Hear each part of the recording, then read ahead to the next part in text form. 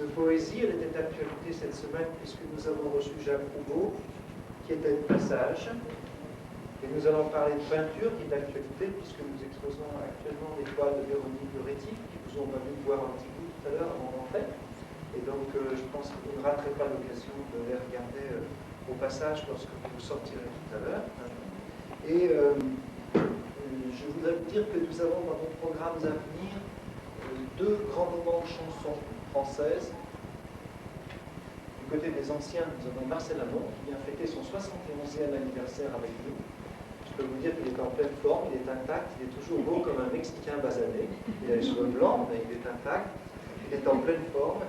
Et il chantera donc le mercredi 5 avril au théâtre de la Légion d'honneur à 19h. Je vous invite très vivement à prendre vos places d'avance si vous le souhaitez, parce que ça risque d'être un peu compliqué. La billetterie sur place est difficile à faire, donc il y a des places ici. Et le 5 mai, donc un mois plus tard, jour pour jour, au Marine Civic Center, dessiné par Frank Lloyd Wright, qui est à San Rafael, nous recevons Jacques Higelin. Donc là encore, je vous demande de vous préparer et de retenir vos places. Donc poésie et peinture, c'est donc Max Jacob et Picasso, et c'est Janine Arnaud qui va nous raconter l'amitié de ces deux lascars que vous apercevez là sur votre écran. Bonne soirée.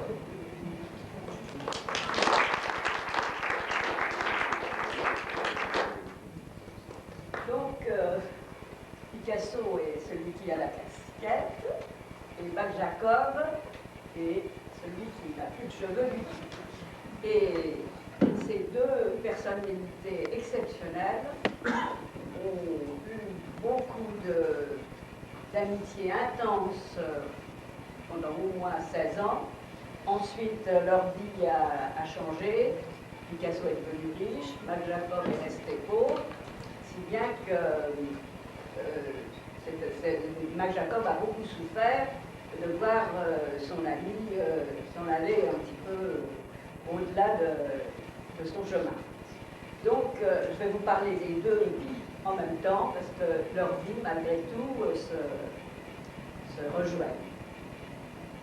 Max Jacob et Picasso, ici, on ne voit pas bien leurs yeux, mais si on les a connus, les yeux de Picasso étaient foudroyants, brillants, noirs, et puis envoûtants, dans un certain sens, et les yeux de Max Jacob étaient tendres, la tendresse d'Israël, et en même temps séducteurs, et à la fois coquin et à la fois clown et mystique. Enfin, il avait toujours tout ce qui peut être contradictoire.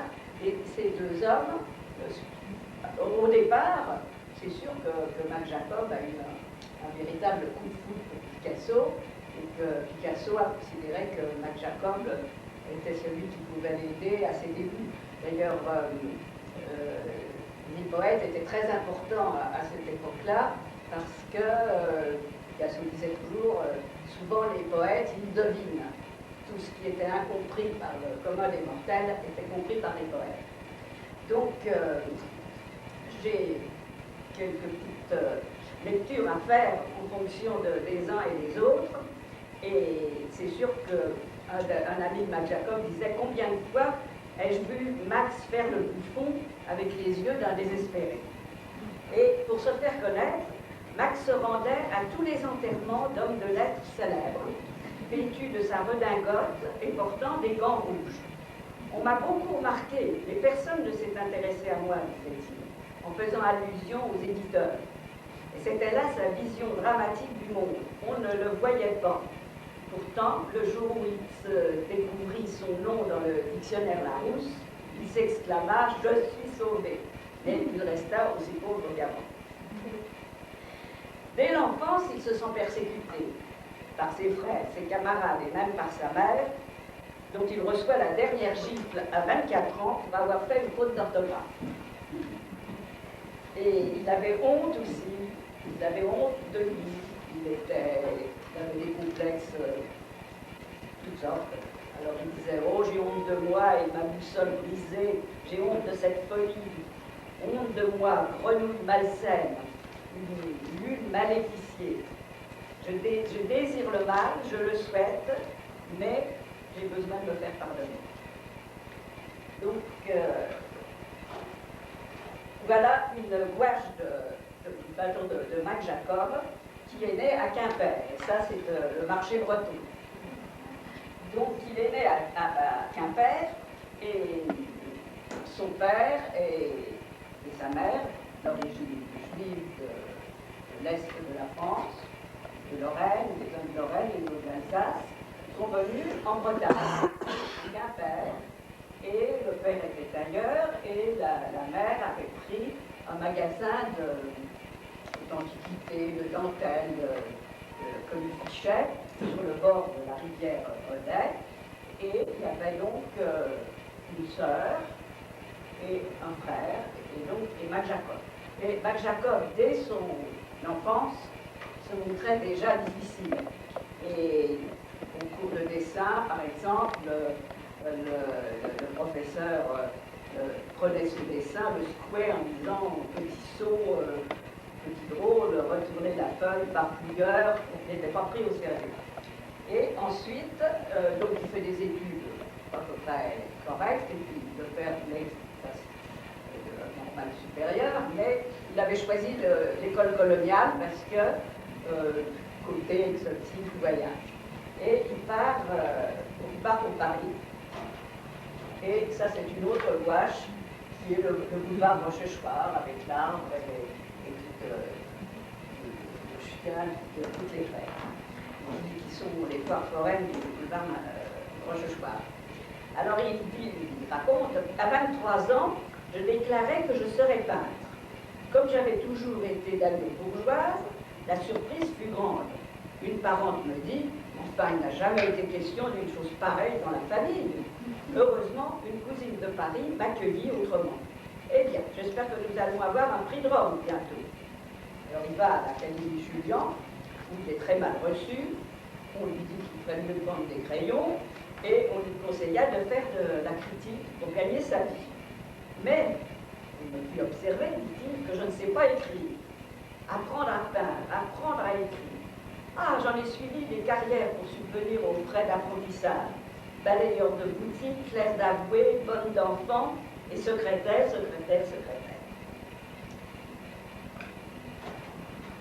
Et d'un autre côté, voici Picasso, au moment où il arrive à Paris, en 1901. Alors, c'est le début de la période bleue, et il se peint, il a à peine 20 ans, mais il se peint déjà misérable, vieux, et dans l'esprit de la période bleue. Et il arrive à Paris, il va donc exposer, un ami lui organise une exposition chez Vollard, le fameux marchand de Cézanne, et il expose 12 étoiles. Ça, c'est le moulin de la Galette, et cette toile est intéressante parce que c'est la première fois qu'il peint l'électricité. Et puis, il y a des tas de choses nouvelles dans le rapport des noirs, des blancs, des quantités sur le côté. Et puis, il est venu à Paris pour l'exposition universelle où il exposait, mais en fait, il aimait mieux traîner à Montmartre et dans les balles et trouver des modèles. Alors voilà une autre toile qui a été peinte et qui a été exposée chez Vollard, qui s'appelle Margot, où il n'est pas encore bleu, là, c'est avant. Et alors justement, là, il vend quand même un peu ses peintures, et puis quand il arrive à la période bleue, alors il est découragé parce que dès qu'il change, plus personne n'achète ses toiles, et comme il changera toute sa vie, pour lui, le problème, c'est de ne pas se répéter et d'inventer. Alors voilà Margot, à chez Vollard, et voilà Mac Jacob. Alors, le chapeau forme, en général, c'est Picasso qui lui prêtait. La redingote, c'était son frère qui était tailleur à Quimper qui lui envoyait. Et alors, dessous, il n'y avait rien. Il n'avait pas d'argent pour s'acheter une chemise. Alors, c'est pour ça que le col est fermé. Alors, il a sa canne, et puis souvent, il il a un monocle. Et alors à ce moment-là, c'était donc la rencontre avec Picasso chez Vollard, et il a été absolument bouleversé de cette rencontre, l'un et l'autre, parce que Picasso était passé chez Vollard, et puis Max Jacob avait vu ses toiles, et ils se sont rencontrés, et l'un parlait espagnol, l'autre français, et en faisant des tas de signes, ils ont réussi à communiquer. Et ils se sont plus quittés, ils ont vécu pendant un certain temps dans la même chambre. Alors Picasso travaillait la nuit, pendant que Max Jacob dormait, parce qu'il avait qu'un lit, et Max Jacob partait le matin pour être magasinier dans un entrepôt. Et là, vraiment, ils étaient cool. Donc, voilà, alors, Picasso donnait des conseils à Max Jacob. Et il dit, c'est Picasso qui a changé ma vie. C'est lui qui m'a dit, enlève ta barbe, ôte ton binocle, mets un monocle, ne reste pas employé, vis comme un poète. Donc, Max Jacob a obéi à cet ordre, et ensuite,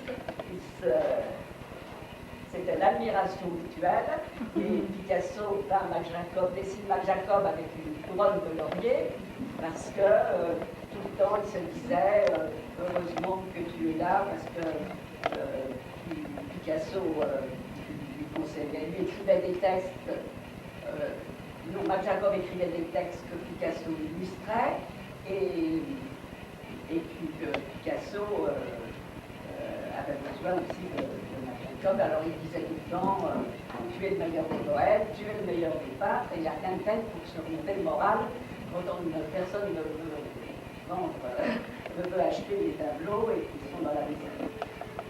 C'était ce que j'appelle de l'admiration mutuelle.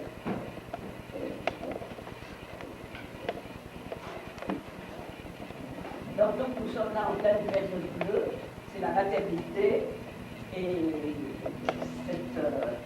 cette toile est importante dans la mesure où Picasso s'est manifesté une espèce de tendresse là, dans cette période de sa peinture. Et il y a une autre... ça, c'est une photographie qui a été prise en 99 par Picasso, et à ce moment-là, on faisait des plaques bleues, vous savez, il y avait les sépias et il y avait les bleus. Alors, certains ont dit que c'est ces photographies qui m'ont inspiré la période bleue, mais à mon avis, c'est pas ça du tout. Enfin, c'était une photo qui était à l'exposition à San Francisco de Degas à Picasso. Il y avait les peintures et les photographies. Donc, la pauvreté de Max Jacob et de Picasso dure quelques années, et ça c'est une peinture d'une gravure, la première gravure de Picasso, le repas frugal, où il y a les mains qui sont très impressionnantes, les mains à la Gréco, et ça illustre bien les moments où il mangeait vraiment des saucisses pourries, des saucisses gazeuses, dit Max Jacob. Il parlait de leur repas.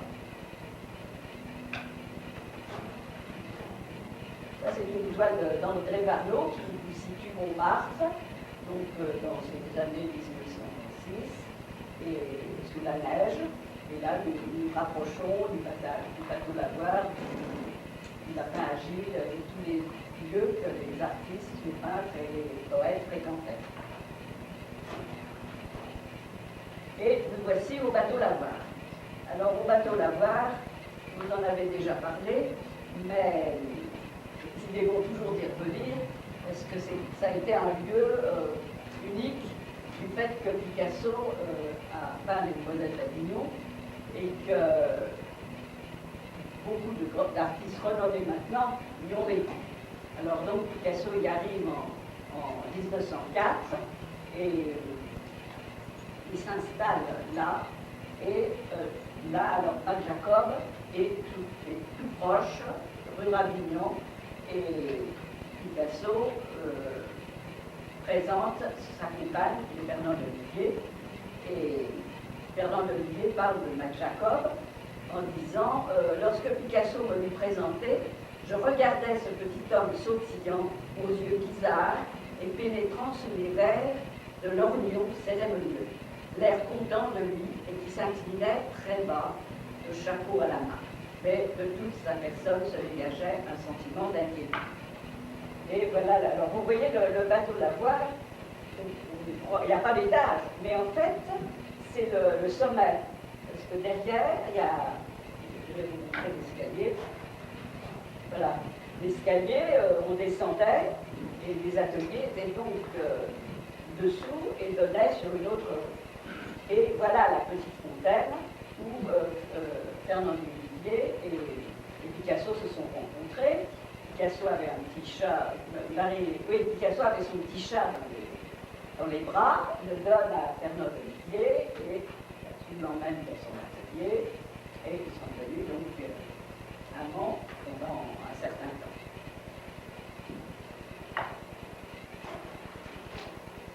Donc voilà, Picasso en 1904, et là si la photo était un peu plus basse, vous verriez à mon ami Marc Jacob. Il avait dédicacé cet autoportrait avec sa vie. Et voilà, donc Fernand Olivier, qui est donc la compagne, et c'est un montage avec, on voit l'escalier et le visage. Et là, elle est avec le grand chapeau dans un café. Alors, dans ce bateau Lavoir, vont arriver les poètes.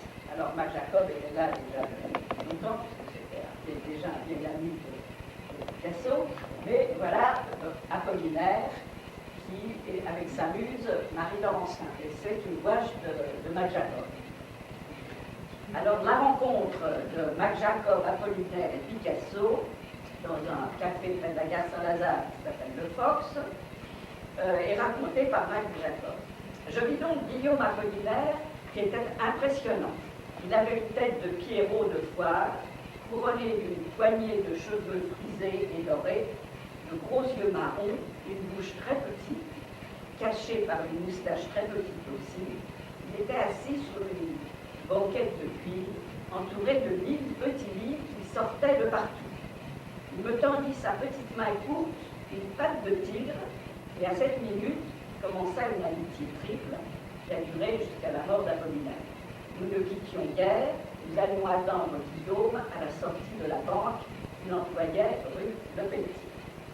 Et voilà le café Force, où se sont faites toutes ces rencontres, qui est le cubisme de Braque. Mais vous voyez écrit là-haut Force par Force.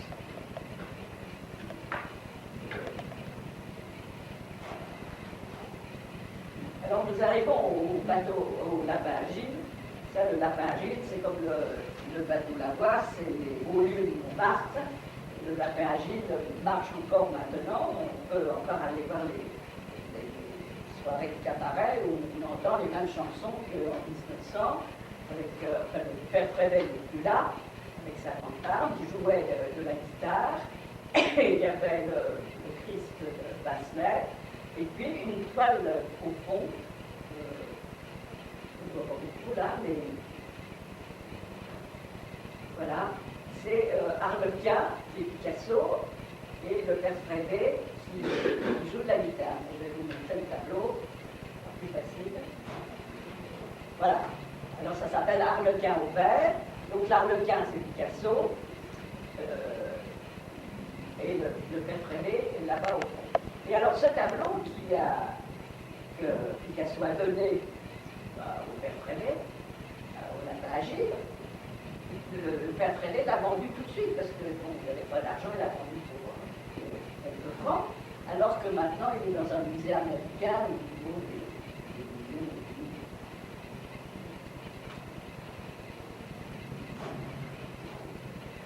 Et voilà la dame la femme au corbeau. On voit les mêmes mains que dans le repas frugal. Et elle habitait, c'était la belle-fille du père Frédé, et elle a épousé l'écrivain Pierre Macorne.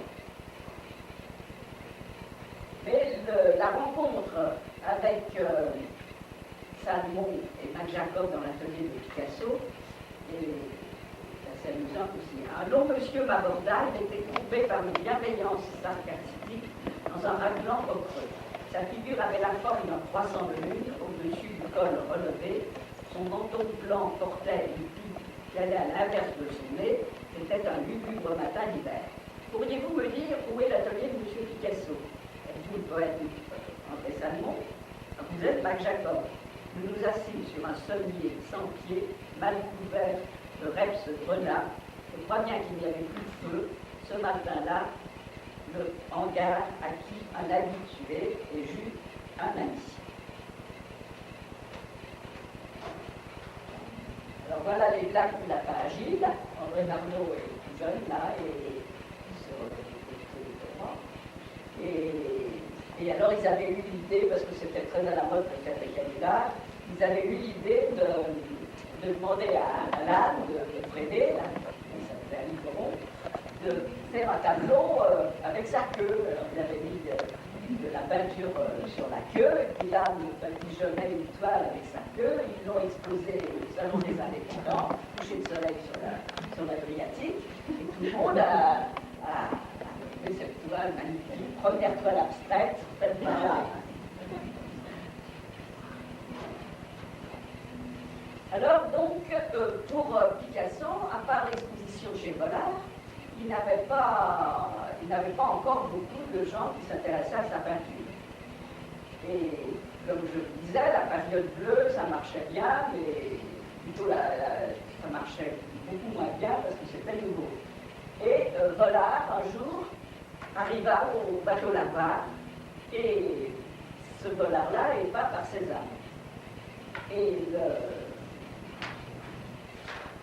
Et là, ça a été un événement, parce que vous pensez, Vollard venant dans l'atelier de Picasso, c'était rare, parce que Vollard était un marchand qui regroupait toutes les toiles dans sa cave, et qui jamais ne voulait les montrer, il avait fait de l'argent avec, enfin, il avait fait dans des exploitations, et avec Cézanne, il en entassait partout, c'était très difficile de les voir.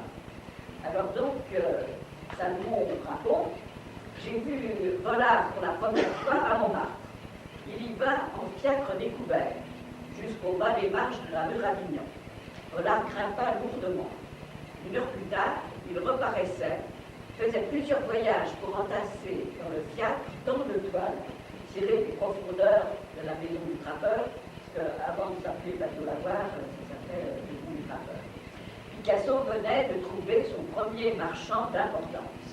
On sabla du champagne, on mangea des asperges, puis Max Jacob chanta les romances gaillottes, nous dit un monologue, et chanta des gamottes.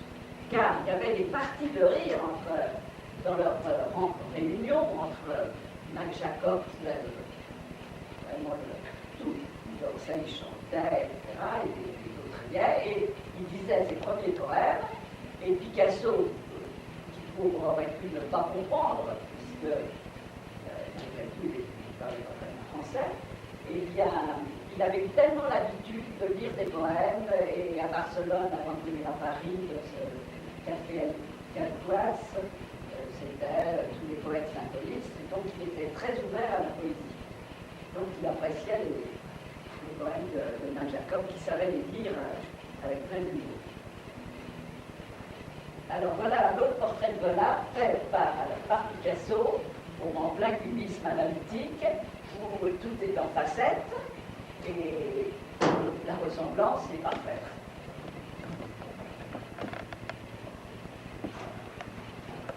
Donc, Vollard, dans les tableaux qu'il a emmenés, il y a ce garçon à la pipe, qui passe un peu du bleu au rose, comme la femme de Corbeau, parce qu'il y a eu ce passage très progressif qui est venu de ce que Picasso commençait un peu avant ses tableaux. Fernand Lemétier lui apportait beaucoup de joie, donc il est sorti un peu de cette misère bleue pour avoir une espèce de buffet de joie. Parce que chaque fois que Picasso changeait de femme, il changeait de style, en repartant jusqu'au moment où il redéprimait et il reprenait l'autre part. Alors là, ça c'est la petite Lina qui a été achetée par Gertrude Stein. Gertrude est née au Stein. Et Gertrude aimait beaucoup ce tableau, Léo aussi, mais il y avait une chose qui les ennuyait, c'était les pieds. Ils trouvaient qu'elle avait des trop grands pieds ou des trop grandes jambes, alors ils hésitaient à acheter ce tableau.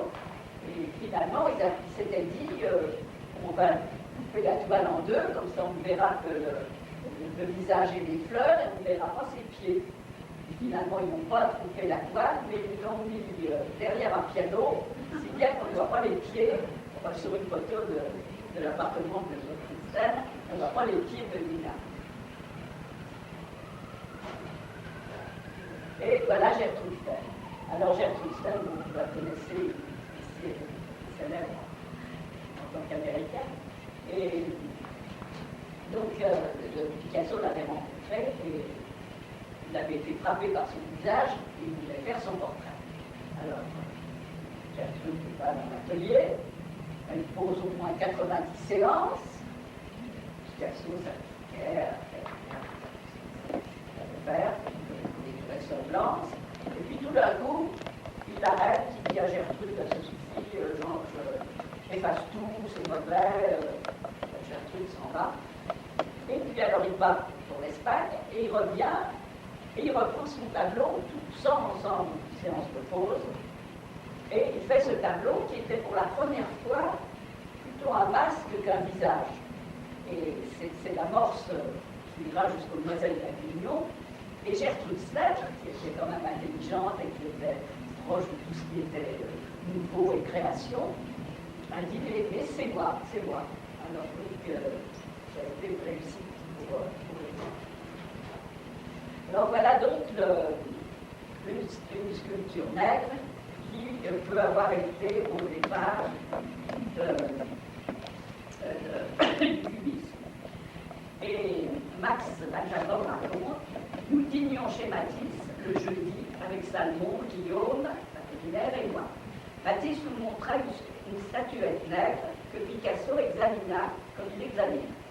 Le lendemain matin, vers 8 heures, au lieu de le trouver couché en arrivant à l'atelier où j'allais du matin au soir chaque jour,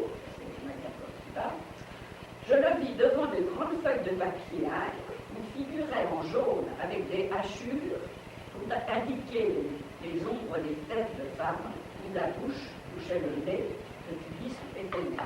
Et voilà, au fond, c'est la description du tableau, du dessin que Max Jacob a vu dans l'atelier, puisqu'il y a le jaune et les rayures et les ombres des têtes de femmes.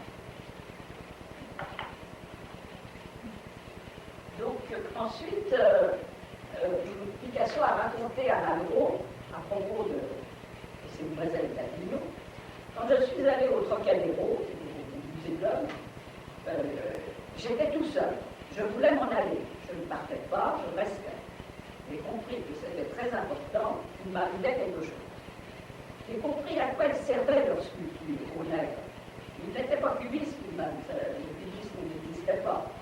Tous les vestiges, ils servaient à la même chose. Ils étaient des armes, des outils. Si nous donnons une forme aux esprits, nous devenons indépendants. J'ai compris pourquoi j'étais peintre. Tout seul, dans ce musée affreux, avec des masques, des poupées de peau rouge, des mannequins poussiéreux, les Demoiselles d'Avignon ont dû arriver ce jour-là, mais pas du tout à cause des formes, parce que c'était ma première toile d'exorcisme. Donc voilà les Demoiselles d'Avignon. Alors, c'est Max Jacob qui a eu l'honneur, si on peut dire, de voir la naissance de ces demoiselles qui ont duré pendant plus d'1 an de gestation. Et au départ, Picasso avait fait une toile qu'il avait appelée Les gages du péché, et il y avait un marin, un autre homme, 2 femmes, et l'autre homme portait une tête de mort. Et Max Jacob a dit que c'est trop symboliste, non, ça va pas. Alors, Jacob prononce, et finalement, il décide de prendre sa femme autour d'une nature morte. Et et en même temps, avec ses 5 femmes, il applique tout ce qu'il avait enregistré, si j'ose dire, dans ses différentes visites, dans les musées, parce que Picasso était très cultivé, et il voyait beaucoup de choses pour les 20 femmes. Alors donc, la femme, là,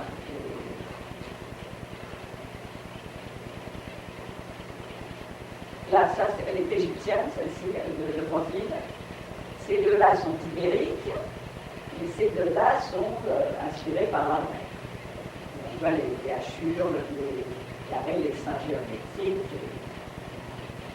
Alors donc, comment appeler cette toile? Parce que Picasso envoie des petits pneumatiques à chacun de ses amis qui viennent les uns après les autres. Alors je suis complètement effarée parce que jamais ils n'ont vu quelque chose de pareil. Alors, Picasso et tout, Brandy, c'est comme s'il avait du pétrole qui crachait dans le feu. Enfin, Calveller qui voulait acheter des études, c'est le seul qui a été vraiment complètement favorable. Et Picasso a retourné sa toile. Et en fait, c'était en 1907, et c'est seulement en 1907.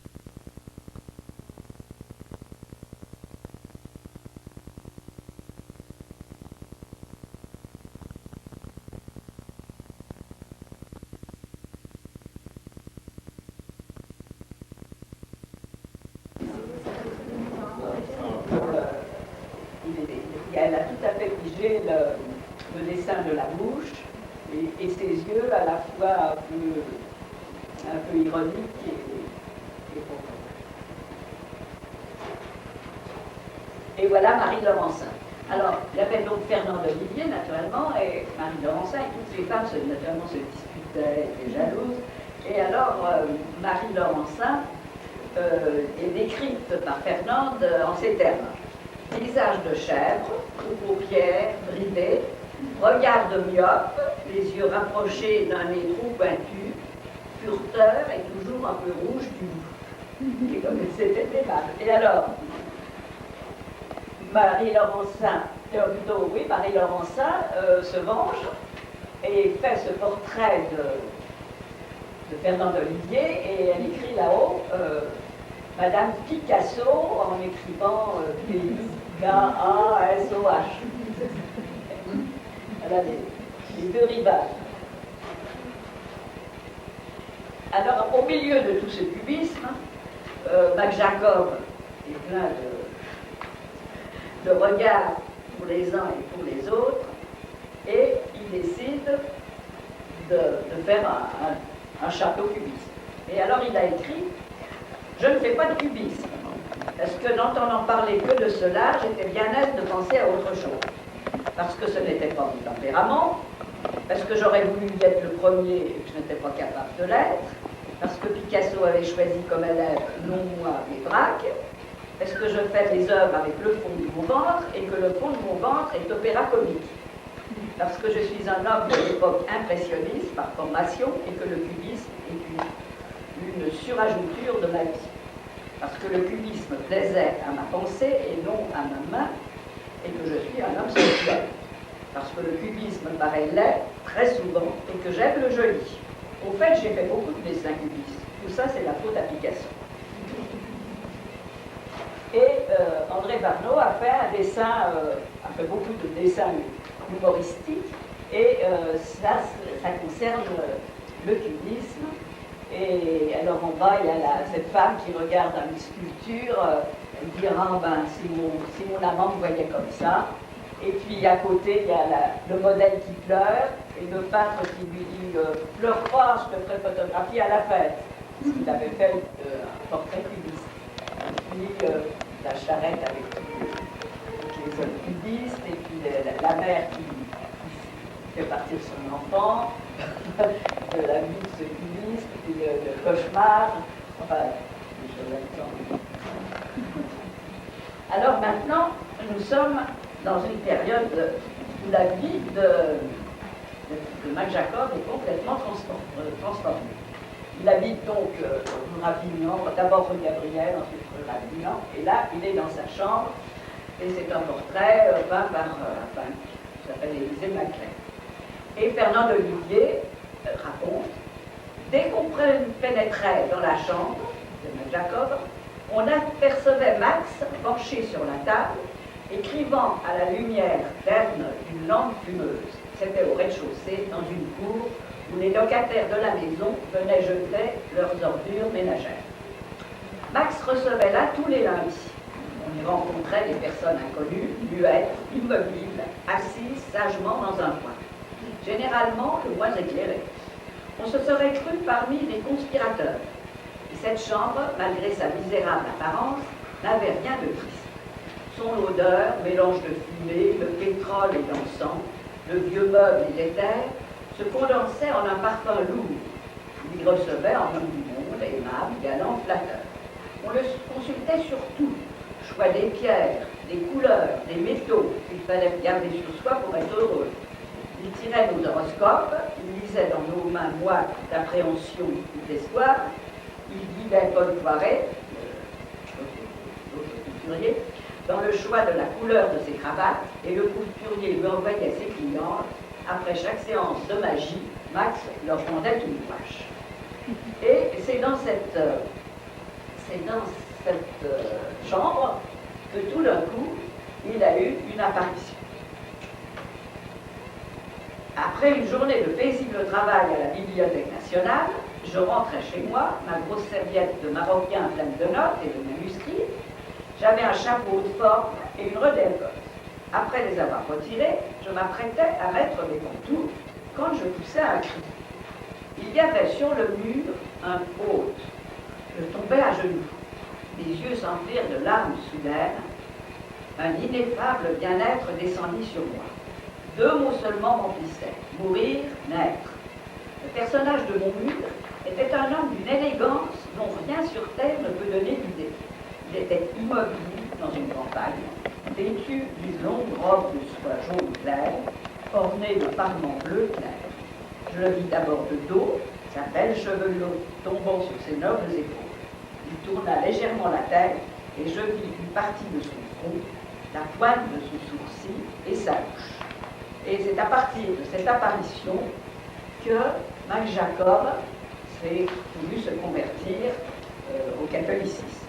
Mais étant donné sa situation d'homme un peu qui avait une vie assez dissolue, il a voulu aller voir un curé dans une église de Montmartre qui lui a dit: pas question de vous baptiser avec la vie privée, question.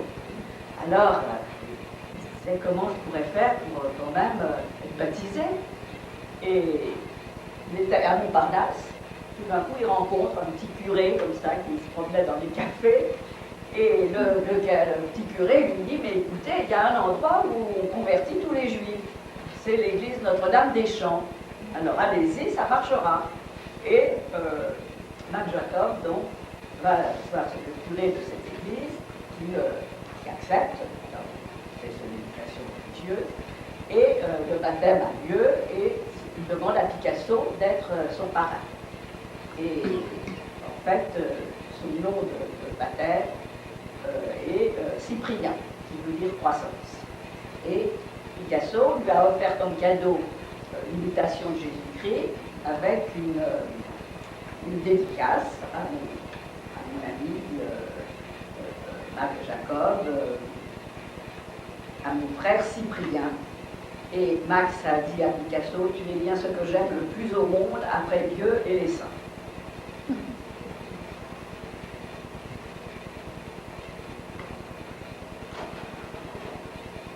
Alors, ça c'est le Sacré-Cœur par Braque.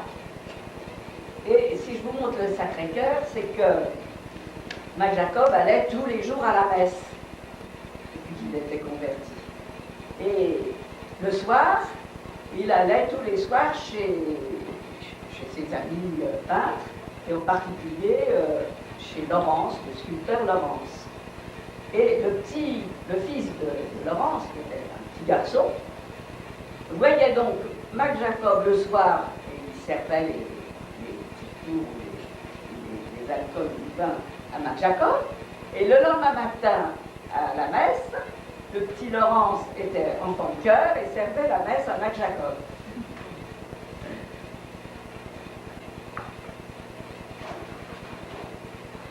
Donc dans cette chambre que vous avez vue, c'est la période où il a commencé à faire beaucoup de gouache. Et alors il avait une façon, une technique pour peindre qui était très particulière. Dans sa misérable chambre de la rue Ravignan, à la lueur d'une lampe à pétrole, Max fait fondre des pastels à bon marché dans de l'eau sucrée. Il y ajoute de la craie, des cendres de cigarettes, du dentifrice, et pour imiter la sépia, trempe son pinceau dans sa tasse à café, faisant fi de toutes les règles.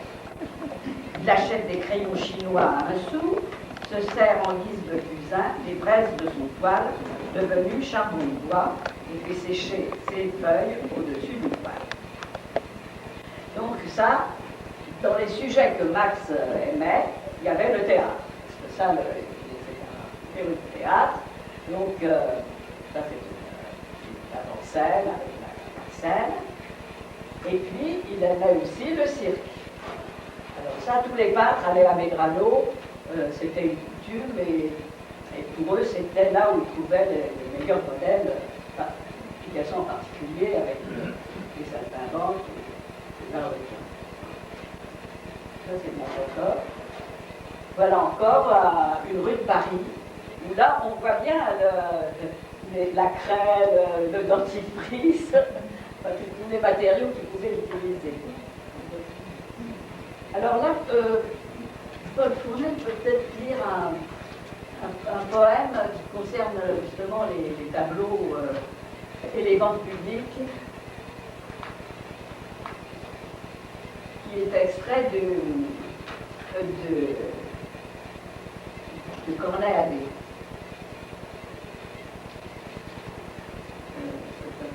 Ça s'appelle Rafraîchissons les vieux termes. Dans un pays où les ventes publiques de tableaux se font dans une cour, les cadres étaient à terre et plus de 300 fenêtres que leurs propriétaires avaient louées étaient pleines de bouchées. C'était comme pour la guillotine. On venait voir tuer l'art et le bonheur. Plusieurs des bouchers qui étaient aux fenêtres avaient des jumelles. In a country where the public sale of pictures take place in a courtyard, the frames were laid out on the ground, and the surrounding 300 windows, rented out by their owners, were filled with butchers. It was as if they were there for the guillotine. They were there to see the death of art and happiness. Several of the butchers at the windows had binoculars.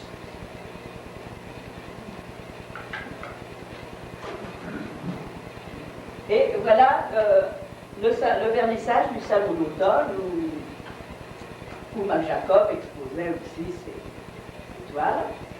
Et ce dessin d'André Marlot est amusant parce qu'il a peint la danse de Matisse au moment où Matisse exposait pour la première fois ce tableau célèbre. Donc voilà.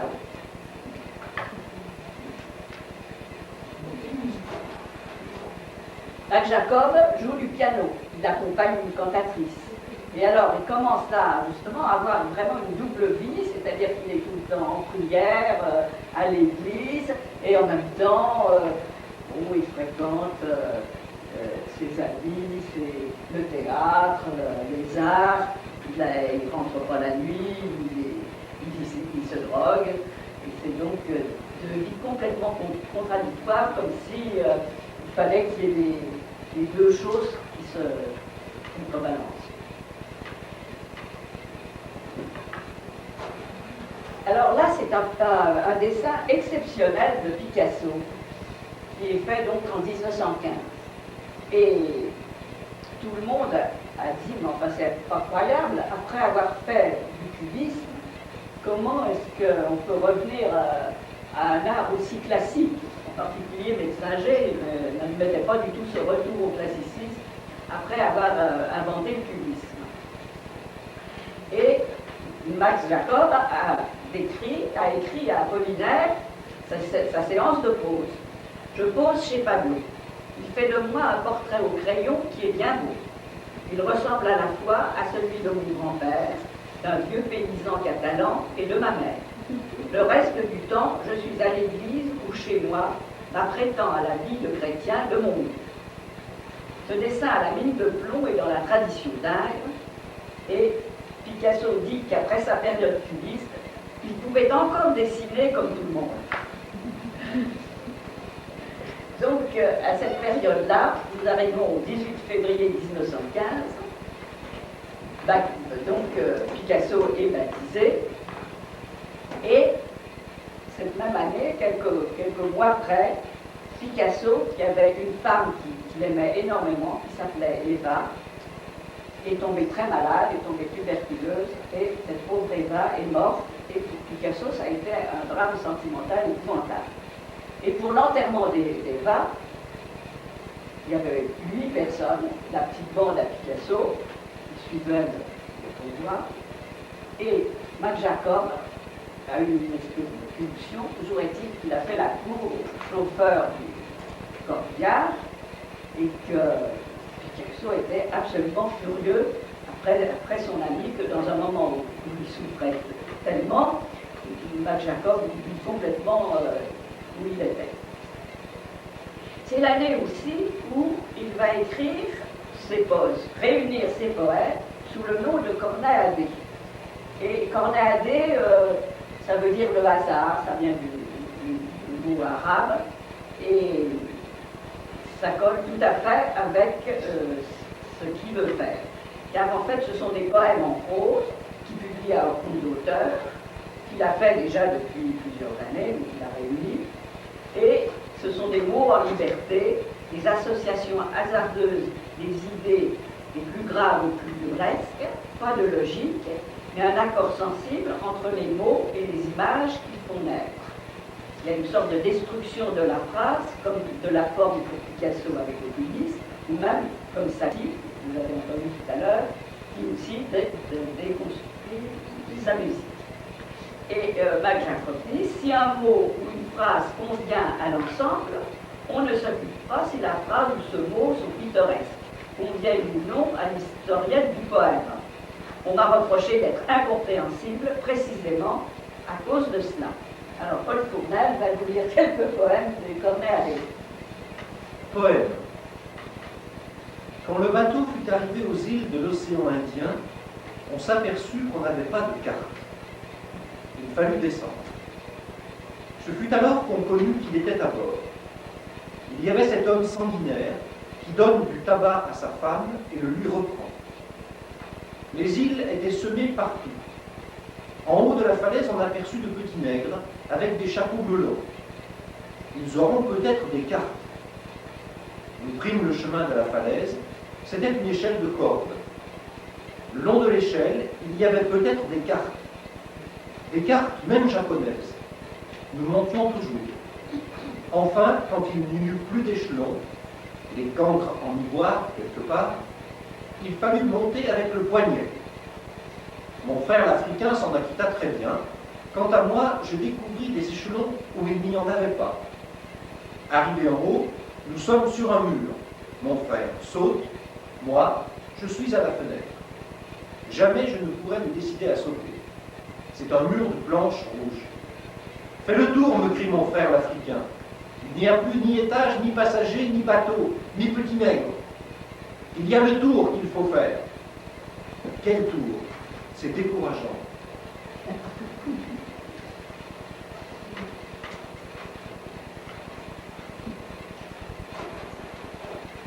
Et voilà Apollinaire, pendant la guerre, il n'est pas encore blessé, parce qu'il y a d'autres photos, dessins où on le voit avec un bandeau autour de la tête. Et c'est aussi dessiné par Mac Jacob. Et là, nous sommes donc en 1916, et il écrit « J'ai été blessé à la tête d'un éclat d'obus qui a percé le casque et a pénétré. Et on va m'opérer ce matin. » En fait, Apollinaire était dans la tranchée, et il lisait tranquillement le mercure de France, quand cette balle lui a traversé la tête. Et il s'en est très bien remis, on l'a trépané, mais il est devenu quand même beaucoup plus faible et fatigué. Il y avait l'épidémie de grippe espagnole à ce moment-là, qui l'a fait tomber, il est mort. Et alors, ce qui a été terrible, c'est que tout le monde avait très peur d'attraper cette grippe. Et un jour, Blaise Cendrars va le voir, ne sachant pas qu'il était malade. Et la concierge lui dit: oh, surtout ne montez pas, monsieur Apollinaire est contagieux. Alors, Blaise Cendrars remontait, il a fait venir un médecin, mais c'était trop tard.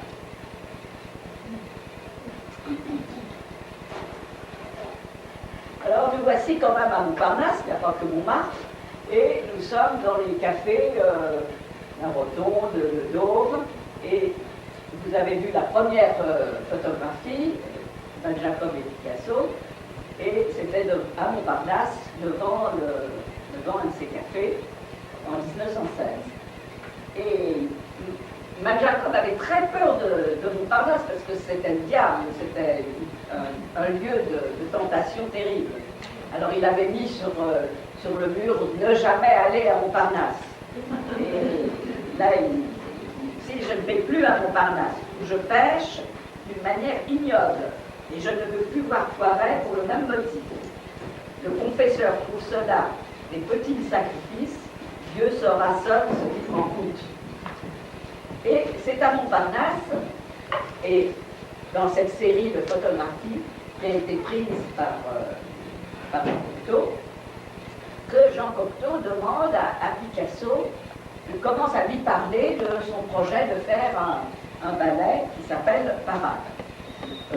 Cocteau, Max Jacob, Picasso s'étaient rencontrés déjà vers 1909, mais Jean Cocteau faisait la cour à Picasso parce que il apportait des cadeaux, il était aussi envoûté par Picasso, car même encore maintenant, quand les gens ont connu Picasso et parlent de lui, ils sont dans un état de transe. Et la même chose pour Max Jacob. C'est des gens qui ont vraiment porté en eux quelque chose qui reste. Et donc, Max Jacob va donc avec Cocteau, va avec Picasso, et c'est là où il décide de faire ce ballet Parade. Et ce ballet Parade, voilà le portrait de Jean Cocteau par Kissling. Et il a joué un rôle très important, autant pour Picasso que pour Max Jacob, parce que pour Picasso, il va lui donner la possibilité de faire les décors et les costumes de ce ballet Parade, qui a été aussi une révolution dans le théâtre. Et en fait, Cocteau avait rencontré Diaghilev, qui dirigeait les ballets russes, et Diaghilev avait dit à Cocteau « Étonne-moi ». Et pour étonner Diaghilev, il n'y avait pas mieux que Picasso. Donc il demande à Picasso de faire le ballet Parade, enfin les costumes. Et tous ses amis lui disaient, tous les cubistes lui disaient surtout, n'accepte pas, parce que les ballets russes c'était très, très conformistes, c'était pour le tsar, c'était des sortes de ballets orientales qui n'avaient aucun rapport avec les inventions de Picasso. Et donc, on s'attendait à ce que Picasso refuse. Finalement, il accepte. Et pour Diaghilev, c'était très important parce que, comme en 17, il y avait la révolution russe, il y avait tout un renouveau dans l'art, Diaghilev voulait rapporter en Russie des ballets qui n'étaient plus faits pour le tsar, mais pour une nouvelle génération. Donc tout le monde s'est retrouvé. Alors donc, il part au Rome pour les répétitions et il construit ce ballet. Donc la musique était de Satie, le texte de Cocteau et les costumes et décors de Picasso. Alors, voilà un des personnages du ballet, qui est un manager, et en fait, un homme se glisse derrière et il marche et avance. Mais ce que vous voyez comme une espèce de longue chevelure, c'est les arbres des grands boulevards, et puis il y avait comme un système d'échasse pour avancer. C'est l'homme à la pipe. Alors il y avait un manager français, un manager américain et un cheval. Et naturellement, ça fait hurler les spectateurs. Ils disaient c'est un scandale, où est le réalisme? Et heureusement, Apollinaire étant venu dans la salle, il avait sa croix de guerre, sa blessure à ce moment-là, donc il a calmé les foules et finalement, Parade a été accepté au théâtre du Châtelet. Mais pour Picasso, ça a été le point de départ de construction de ses sculptures, de ses constructions qu'il a faites après.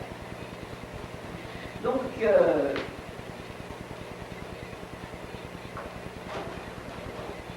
alors ça c'est un tableau de Picasso en 1921. Et ça s'appelle Les Trois Musiciens, dans les notes de musique. Et alors, en fait, c'est Apollinaire qui est en Pierrot, en blanc, au centre Picasso en arlequin, et après, Max Jacob en bénédictin, en moine. Donc c'est la période où, 21, c'est la période où Max Jacob se retire, parce que justement il est trop tenté par tous ses péchés, toutes ses folies, et il se décide à se retirer à Saint-Benoît-sur-Loire, qui est il a une église là, absolument magnifique, une basilique, et il officie dans ce monastère, et Apollinaire et Max se retirent à Saint-Benoît, donc en juillet 21, dans l'impossible accord entre son homosexualité exigeante et les exigences de la morale chrétienne. Il s'installe au presbytère, puis dans le monastère. Et là, il y a eu quand même aussi la première rupture avec, enfin, pas dire rupture vraiment, mais des accords avec Picasso. C'était donc en 1909, quand Picasso a quitté le bac de Lavoir, et il avait gagné de l'argent. Donc il avait pris un appartement, une barre de Vichy, il avait une bonne avec un petit tablier blanc, vous voyez, il s'embourgeoisait. Et Max Jacob ne pouvait pas supporter ça, lui il est resté pauvre, donc Picasso est parti vers les hautes sphères et Max Jacob est resté ce qu'il était. Et là, donc quand il est parti dans ce couvent, il écrit à Kisling: si tu avais vu ma dernière entrevue avec Picasso, tu aurais pleuré comme j'ai fait après. Autrefois, on s'engueulait, c'était un prétexte pour se raccommoder. Maintenant, nous serons poliment des services en se regardant avec la plus grande froideur. Ça, c'est la mort de toute ma vie. Il est plus mort qu'Apollinaire.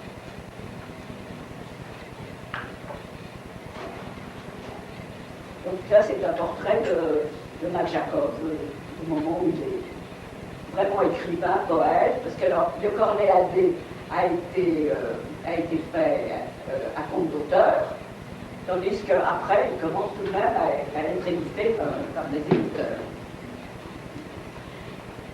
Et en 1935, il expose ses dessins avec ceux de Picasso, et c'est le moment où Picasso quitte Olga, c'est-à-dire qu'après les ballets russes, il a épousé Olga Kokotka, qui était une des danseuses du ballet russe.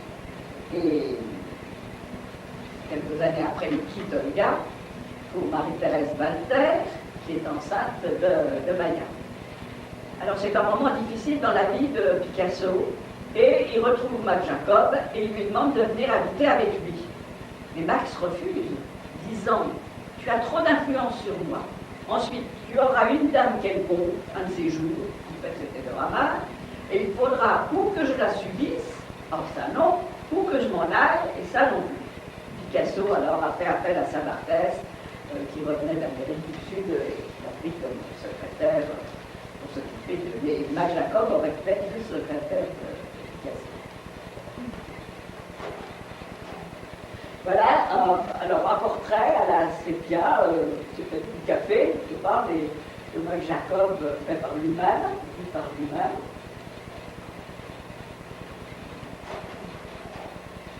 Alors là, nous sommes pendant la guerre, et il se montre très très vieux, très, très proche de la mort, laissé derrière, et il se montre très vieux, très proche de la mort, laissé un portrait qu'il a inventé, enfin il s'est vu comme ça, il n'était pas comme ça, il s'est vu comme ça. Et puis à ce moment-là, il peignait des scènes de guerre. On voit un homme arrêté qui est traîné dans la rue. Et voilà Mac Jacob avec l'étoile jour. Là, il y a un admirable poème qui s'appelle Le crapaud. Amour du prochain. Qui a vu le crapaud traverser une rue? C'est un tout petit homme. Une poupée n'est pas plus minuscule. Il se traîne sur les genoux. Il a honte, on dirait. Non, il est rhumatisant. Une jambe reste en arrière, il la ramène. Où va-t-il ainsi? Il sort de l'égout, pauvre clown. Personne n'a remarqué ce crapaud dans la rue. Jadis, personne ne me remarquait dans la rue. Maintenant, les enfants se moquent de mon étoile jaune. Heureux crapaud, tu n'as pas d'étoile jaune. Love of one's fellow man. Who has seen the toad crossing the street? He's a tiny little man. A doll is not more diminutive. He drags himself along on his knees. He's ashamed, you might say. No, he's arthritic. One leg drags behind, and he pulls it along after him. Where is he going that way?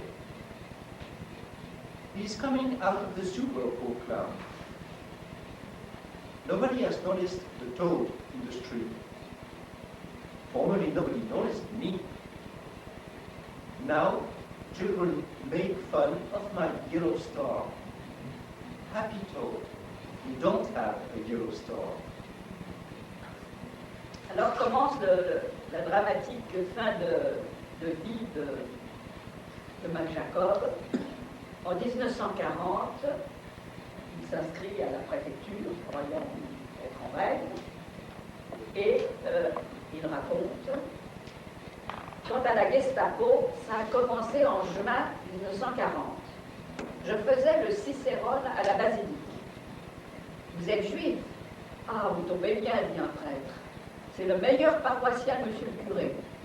Ça ne fait rien, c'est la race qui compte, etc. Là-dessus, la Gestapo va demander au curé pourquoi il a...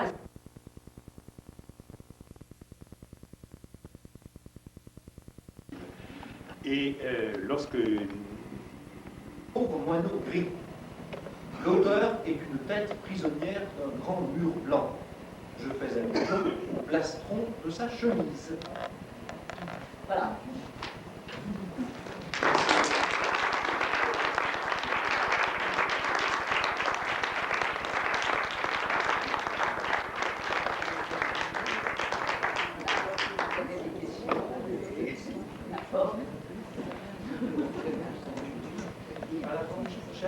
Elle a quelques-uns de ses livres, si ceux d'entre vous qui ne les connaissent pas, vous pouvez jeter un petit coup d'œil.